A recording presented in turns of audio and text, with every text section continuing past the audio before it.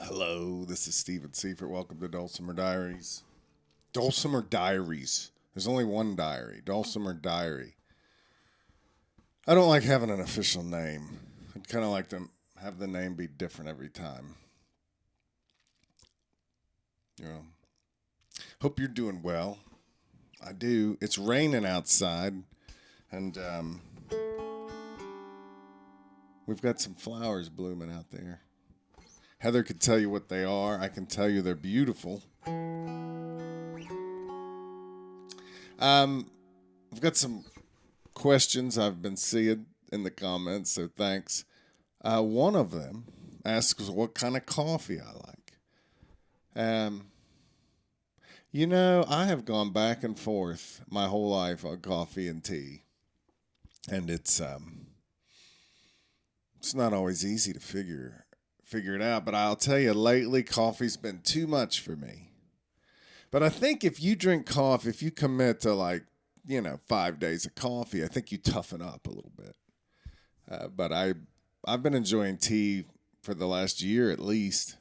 So, but if I was gonna have coffee, I think I like an espresso grind with an Italian roast.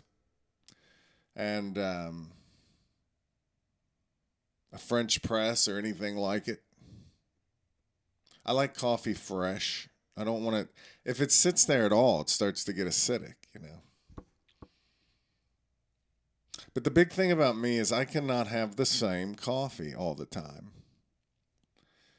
So sometimes I do like a McDonald's. The McDonald's, I guess it's the medium roast. That's not bad, Every once in a while, I go for a Starbucks. I always used to say it has that burnt wood taste to it, So many things in life, it's like they want us to. Some of the finer things in life are pretty nasty. Like when you're a kid.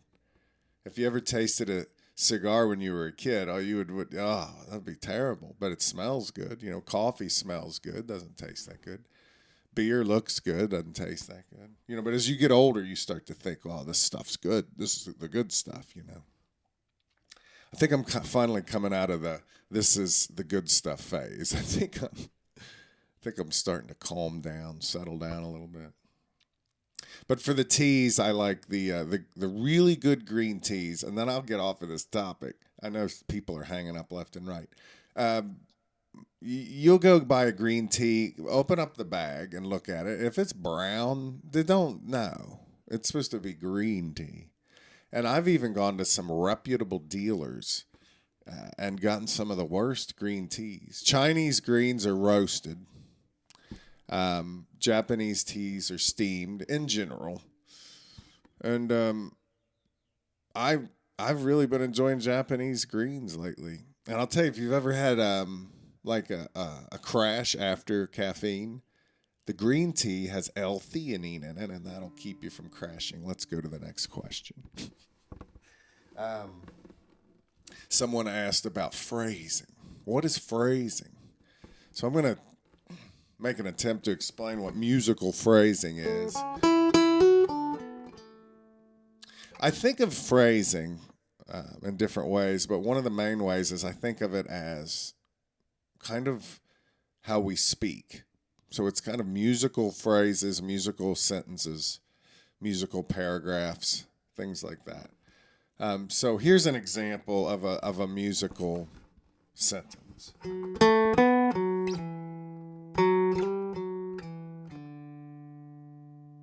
That's a musical sentence. It even sounded like it had a comma in it. Here's another one. Semicolon.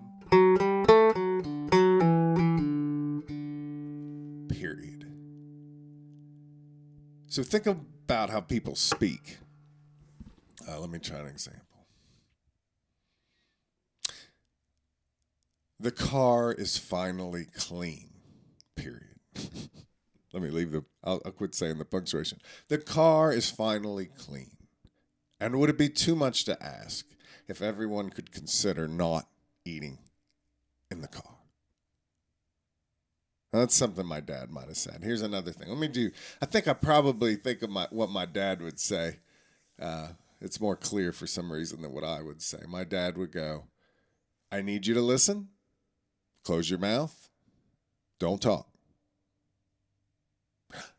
He would take a breath and then launch into something. You know, the delivery, the dramatic devices. If I think about speeches I've heard, I know when I first heard Martin Luther King, it really shook me to hear that kind of thing. So what are the dramatic devices of talking, and how can that be used in music? Getting faster, starting to really speak quickly and make things more that listen to this kind of staccato thing, and I'm getting faster. I'm going to talk about how the car is a mess and we can't put up with this anymore. I mean, people are looking in the car and they're thinking that we've got a problem. You know, that kind of the volume goes up, the speed goes up, some of that kind of staccato, choppy talking. This can all impart an intensity, you know. And then sometimes someone will get quiet and pause in between the words and hesitate before things. I think musical phrasing for me is very closely linked to speech. So here's some examples of this.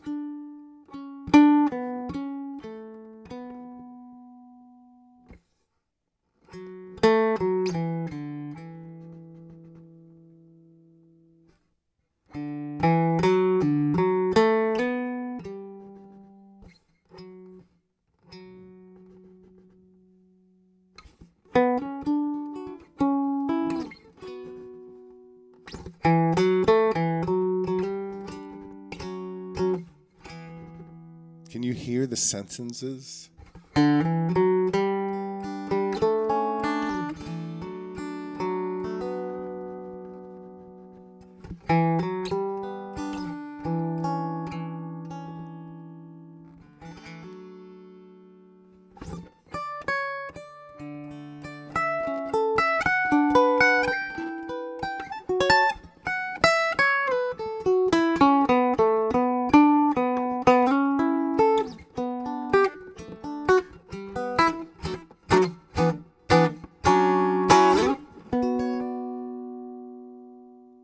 This is, I don't know.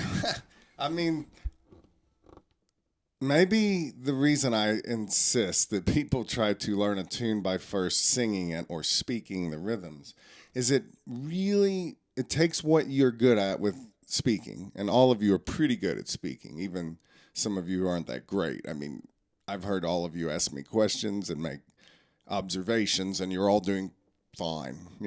It takes your strengths in language, and I think when you sing along with a tune or speak along with the rhythms of a tune, I think you use what you're good at with language and you start to sense the musical phrasing so that you're no longer listening to notes.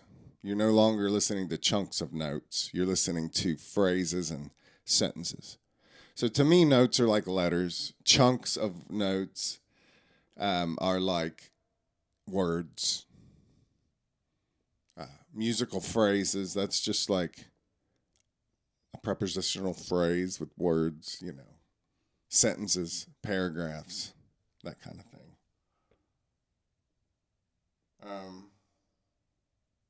So what is phrasing, you ask? It's hard to speak freely. And when you are in front of an audience,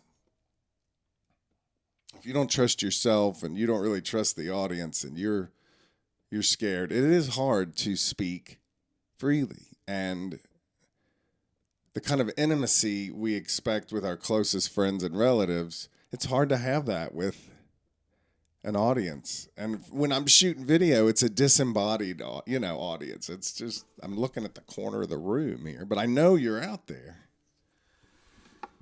So,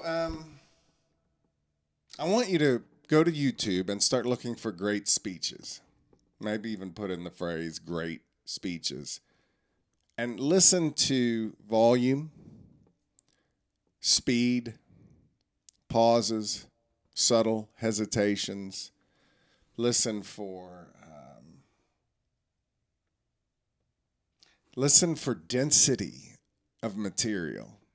Someone who really packs in, and they're gonna tell you exactly what they're thinking, and they're gonna use lots of words, versus very spaced out things like my dad would slow down when he wanted me to pay attention. The cool thing is sometimes I need a hesitation to get from one chord to another, so I mask that need with the dramatic device of hesitating before something. Here's an example of that.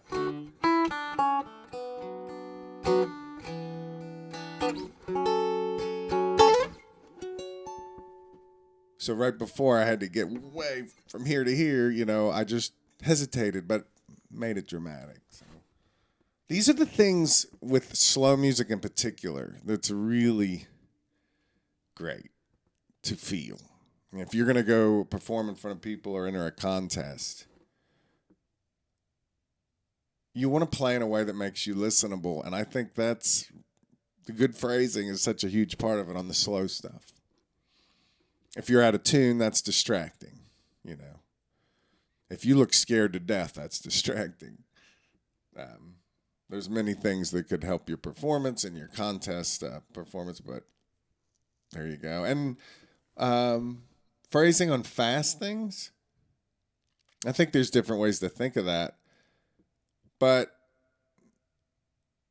playing interesting music is almost like a speech that speaks to your heart. It's not just the delivery that matters, but it's the actual content, the ideas that are being delivered, and how they make you feel and how they make you think and change the way you think and stuff. So that's that. Let me give an example of that. Do a little chord progression here.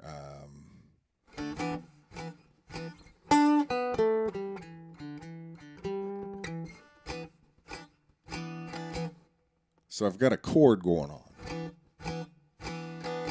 And then I want to play a little something there, and then I want to wrap it up and get back to the chord.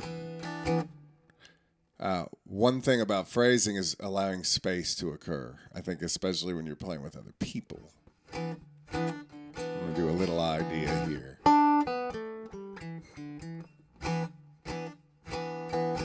2, 3, 4.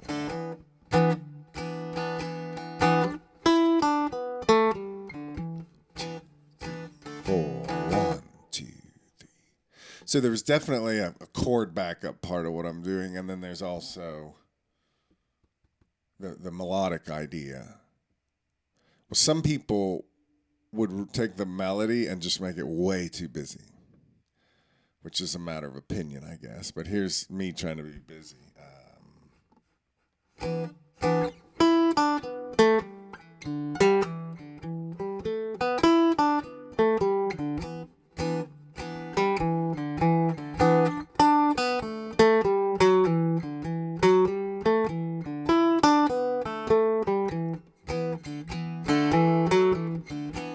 And that's too much. Now, if I was to start simple and build up to that, I think that could actually be interesting, like a movie where you're working towards a climactic point in the film or something. But again, I got to keep going back to language. I think if you think about if someone speaks to you, I've heard someone who's a really good dramatic speaker, and I feel the emotion. I'm all caught up in it. And then I realize, wait a minute, I don't agree with what they're saying at all. But part of me doesn't care. Part of me just wants to be along for the ride, you know. But just think of what's the finest stuff someone could tell you. Stuff where you hear what you already believe and maybe you learn something new. Maybe you're challenged in a meaningful way. The drama of it helps. I've heard people say really good stuff in a really dry way, and it's not that I'm mad at them. You know, it's not that I have a problem with them, except I just start to go to sleep. Sometimes the drama, like this video, you're probably thinking you want to go to sleep. I want to share an idea about improv, which I think is cool. And this can work if you're speaking also. And I don't know if this is true, but I heard that Louis Armstrong told someone about improvising. Just make up something and then do that thing again, but not exactly. And just do that over and over again. Make up something new, do it again, but not exactly. Well, the do it again, but not exactly is really cool because, you know, I can't do the same thing twice perfectly anyway. So let me do an example of some of this. Play an idea. And then do it again, but not exactly.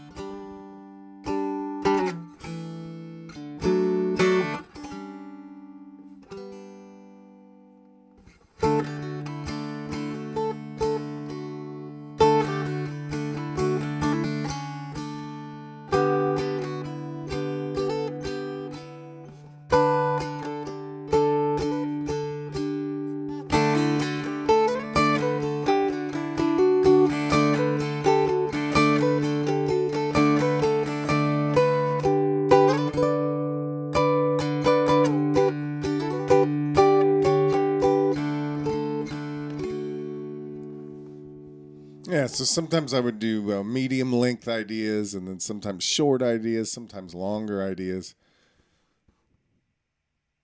Let me spice it up a little bit. And this is improv. Who wants to make stuff up? I don't know. Don't you kind of want to? Don't you kind of just want to make stuff up? There's many things that could be learned about it, but let me keep going with this. What if I keep doing this thing where I do an idea, kind of repeat it, do an idea, kind of repeat it, but I sometimes allow myself to meander. So do an idea, kind of repeat it, do an idea, kind of repeat it, meander for a little bit. Do an idea, kind of repeat it, meander for a longer bit. Let me try some of that.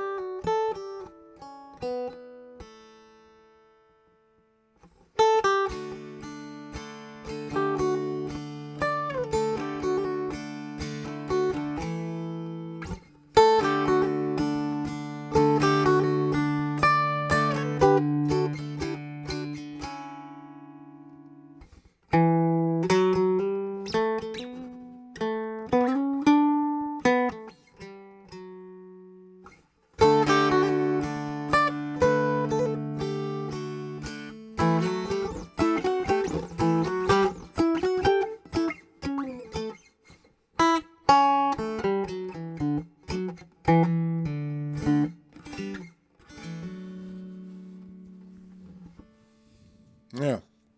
And I'm definitely thinking of things. And I guess I want to talk about this idea. What is improvisation? Am I just completely making up everything from scratch? No.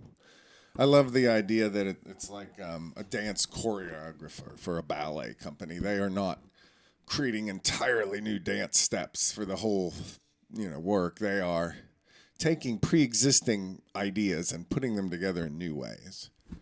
And I think when I improvise, you need to remember that I do this a lot, and I'm always practicing improvisation. So it's not just like some people say, you're just kind of noodling. No. Sometimes I might be, but a lot of times I am. A lot of times I'm thinking about what's not going well and wondering about how I could make it better. And when I start to get a clue about how to make something better, I start to refine that and do it over and over again. So it's a very deliberate kind of focused noodling. And it's my favorite way to play. And I think it's not always listenable for the audience. I think that even when I listen to an improviser, I sometimes wish I was playing instead of listening. But for me, for my interests, it's what I love most about music.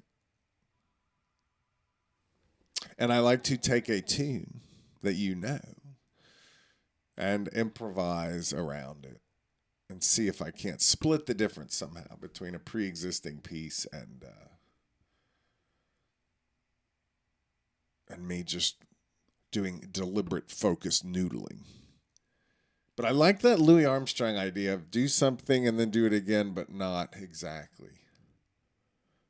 The song Crazy that Willie Nelson wrote and Patsy Cline had a hit with, it's in a form called AABA. And the whole A section is kind of like Louis Armstrong's Do One Thing. And then the repeat of the A section is kind of like his Do It Again, but not exactly. B is a totally new thing. And it makes me think of Louis Armstrong saying, well, not him.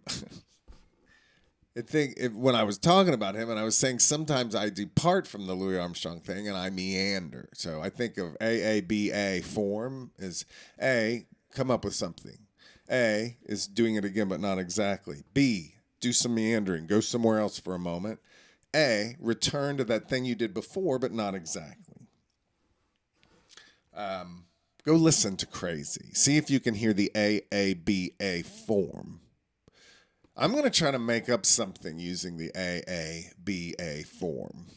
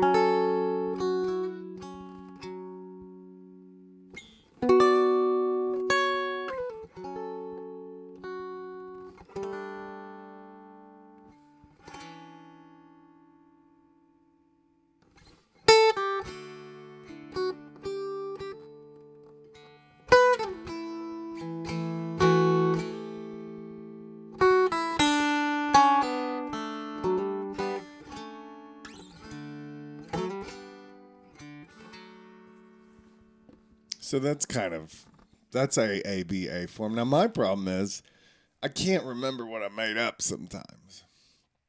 And this is where I think if I had a recorder going like now, I might be able to listen back and find something out of all of this where I go, that was kind of neat. I wonder, you know. Let me give you another way you could make up something. I like the idea of having some rudimentary group of numbers that represent fret numbers. Something I can remember. So let me look around the room. Do I see any numbers? Do I have any? I don't want to use my social security number. You know what I mean? I'll tell you what. I remember a phone number from a song in the 80s. 6275309. 6275309. I'm going to play that. Let's see what happens. 6275309. Okay. 6275309. Now, I don't want to do that exactly the same every time, but that will help me remember the A part. 6275309. So that'll be my A part. I'm going to try to do something that's A. I don't want to do anything real long. What could my B? I need a B part. I could just make it up every time, but let's try something else. This time I want to remember a chord progression maybe. And so I could use some words that use the letters A, B, C, D, E, F, G. But my F's will be sharped. So let's think, what's a word that I can get away with? How about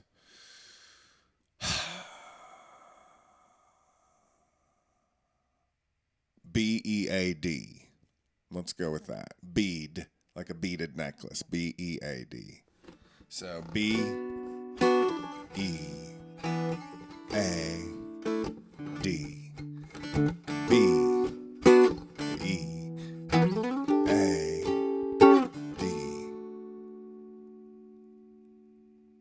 That reminds me of that John Mayer song. Fathers, be good to your daughters. That progression, maybe. So I've got 6275309. Did I get that right? 6275309. I'm going to do that twice, and I'm not going to do it exactly, but I'm going to use it as a rough guide. And then when I go to the B section, I've got bead, B-E-A-D, and I'll wander a little bit there. So let me see if I can wrap this video up with this. I want to, here's the form. A-A-B-A, A-A-B-A, B-A. A-A-B-A, A-A-B-A, B-A. And your job is to look for the 6275309 on the A's, and for the B parts, look for the bead, chord progression, B-E-A-D. Thanks for watching. I'll see you next time.